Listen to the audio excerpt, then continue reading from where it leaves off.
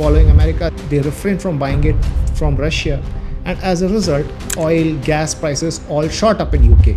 The healthcare cost, the education cost, which really hits the middle class hard, has been skyrocketing.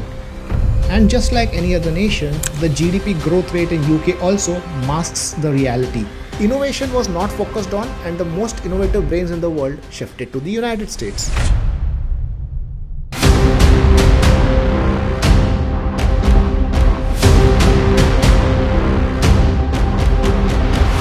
I recently came across a very interesting news where the steel tycoon Lakshmi Mittal has decided to shift her residence. Having lived in London for decades, the richest resident of UK is shifting his base to either India or UAE, as speculations may have it.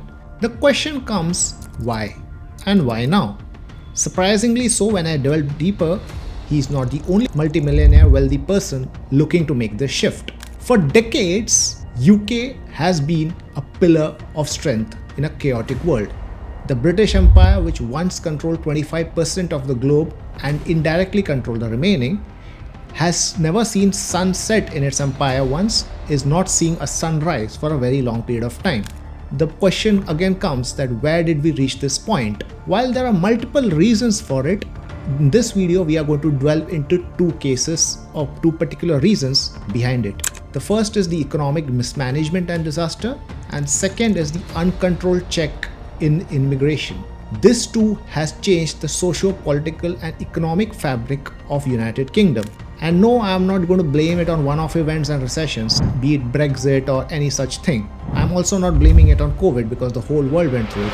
This is a UK-specific issue which UK needs to understand. Please watch this video till the very end to know more about this.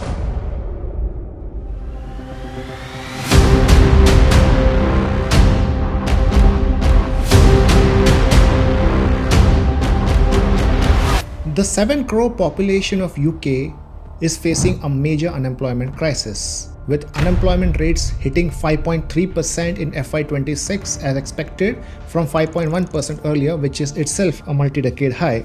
UK people are up for real challenges. This is not just a statistic. In real sense, it feels a lot of loss of income, a huge amount of family burden. Remember, the household debt in UK is astonishingly high, and today it is staring at a serious problem. With unemployment and the source of repayment debt going off and inflation hitting a real high number. Don't take the headline inflation seriously. Just as the CPI of India at 1.62% makes no sense, a headline CPI of 2% in UK doesn't make a case. The healthcare cost, the education cost, which really hits the middle class hard, has been skyrocketing. And to add to all of this, the wage growth has just not kept pace. It's expected that the average increase in wages in UK next year is going to be 3.1%, and it's only in a declining spree since long. I'm not blaming this on COVID at all. In the aftermath of COVID, UK economy did struggle to get back. But the major problem which UK faced that others did not was there was a loss of productivity, there was a lack of diversification of trade routes and independent geopolitical will, as well as the inability to diversify its purchases. I mean, following America, they bought oil from whichever sources US wanted. They refrained from buying it from Russia, and as a result, oil, gas prices all shot up in UK. The UK government had to step in and subsidize all of this, which increased the fiscal deficit of the government. And now they are struggling hard to pay the pensions and salaries of their employees. And just like any other nation, the GDP growth rate in UK also masks the reality. A 1.2% growth rate in year 25, expected to improve to 1.4%, hides the fact that this is a jobless growth. This is in fact a no wage increase growth. It's all a function of few people earning a lot and few people spending a lot. This is extreme case of the K-shaped recovery, which we talked about even in India.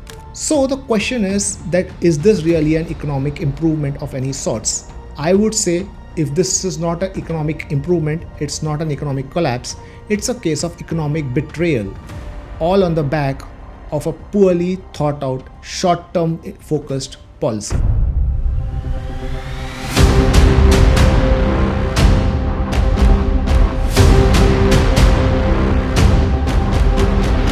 There's a saying in Hindi, जब नसीब खराब हो तो ऊँट बैठे आदमी को कुत्ता काट जाता है. This is something which happened even with the UK. UK for a long time promoted a liberal approach. It encouraged immigration. It decided that it would be open to many culture, many faiths. But this is what is today becoming a demographic challenge for them. The immigration up till the calendar year 2025 June has hit 204,000 in UK.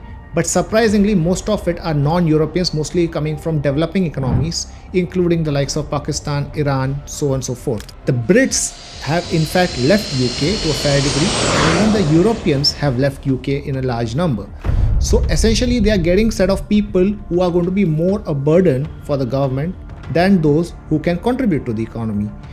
Now, this actually makes me believe that the Indian government's policy and its tough stance on Bangladeshi infiltration is really good for our country. 52% of UK citizens said that immigration is a serious problem for them. And that has become the highlight of all political debates. All vote-catching eyeballs are focused on and around this one issue. The point is that though this is a serious issue, it is unfortunately getting disproportionately large attention than what it deserves to. Because once the demographic change is seen, it will be nothing left on the table for policymakers to do in terms of long-term planning. So this is the kind of change in social fabric which is also hitting the economy, because now the UK's own employees are struggling to get their pensions and salaries. The public is suffering with low wage increase and high inflation, and now they have got a huge mass of immigrants to support. And if that is not enough, the demographic dividend of UK is only changing for the worse. The percentage of people above 60 as against those below 25 has hit more than 60% in the United Kingdom. So this is a serious concern. Well, viewers, if you're liking this video, please share your comments about this. I would really appreciate if you all can subscribe to my channel. It really motivates me to continue doing the good work. It's free for you, but it means a lot to me.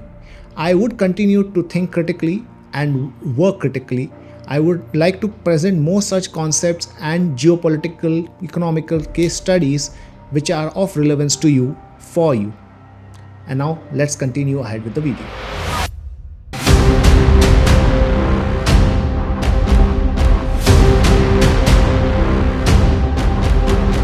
The starting point for the British economy from the early 1900s was really very good. After the invention of steam engine, Britain was one of the first to adopt railways. It was one of the first ones to industrialize, so it really benefited from the Industrial Revolution. It really benefited in lifting a lot of people out of poverty. And of course, Britain always had colonies across the world, so it had access to natural resources at its own terms. In fact, up until recent 1970s or 80s, many African nations were British colonies. In fact, even today, a fair part of Northern African nations are French colonies. So the British started with everything great. They gave it up later on due to policy and mismanagement. I would say lack of economic and long-term thinking. The fact of the matter is that when your stomach is full, your thought process gets complacent. That's what Britain witnessed. So when the policymakers of Britain realized that they have done their bit, they have made their wealth, they don't need to further invest. So they started to deindustrialize from the 1980s. And from the 1990s onwards, any which ways industries died because China picked up. Innovation was not focused on, and the most innovative brains in the world shifted to the United States. Low-cost labor was never an option for Britain because it was always a high-cost nation. So the service industries like the IT, the BPO moved into India. Britain was literally left with nothing except for being a financial and a commodity behemoth. The London Metal Exchange as well as the Stock Exchange of United Kingdom attracts a lot of investments. Also, thanks to some great sovereign wealth funds like those in the Qatar and Saudi, they have invested in UK and London real estate. But today, those investments are literally yielding nothing. They have become the ghost towns because they are so highly priced and the rents are so great that not any citizen prefers to stay there. UK inevitably ended up with a rich man's fallacy. So once you're rich, your hunger dies out, your desire to work falls, you become complacent, and eventually you lose out. And today, the state is such that the politicians are not willing to admit it because nobody admits it's their own mistake. And the people are also not ready to learn on their own. They are still living in the rich legacy or the royal fallacy of the past. any poverty which strikes on the back of richness hurts you really hard. That's where UK is today. So the question again comes that what can UK do about it? The first thing is austerity, and that was a right move. And they did try to bring it up. But again, this will have its fallout. The political powers change on the back of austerity measures, because they are so accustomed to freebies that they are not ready to go back the way. If this kind of an action had happened in, say, an Argentina, Chile, or any African nations, the whole world would have written it off and called this a third world country, a third world political organization, or a substandard government. But because it is in the United Kingdom, no media dares to criticize. One of the largest media houses in the world itself is BBC, and BBC is a supplier of media content or media coverage to a lot of other global news channels, just as ANI does it to Indian news channels over here. So nobody dares to speak against the British government or be critical of the British policies, as we in India can feel free to do so. While this was my analysis, but this is all from my perspective, and I believe that one single perspective cannot shape knowledge. I would love to hear from y'all in the comment section below. Please feel free to share your views, and also tell me what I should make a video on next, and what kind of videos do y'all like to hear on, what kind of content would you like to hear on. Thank you very much once again.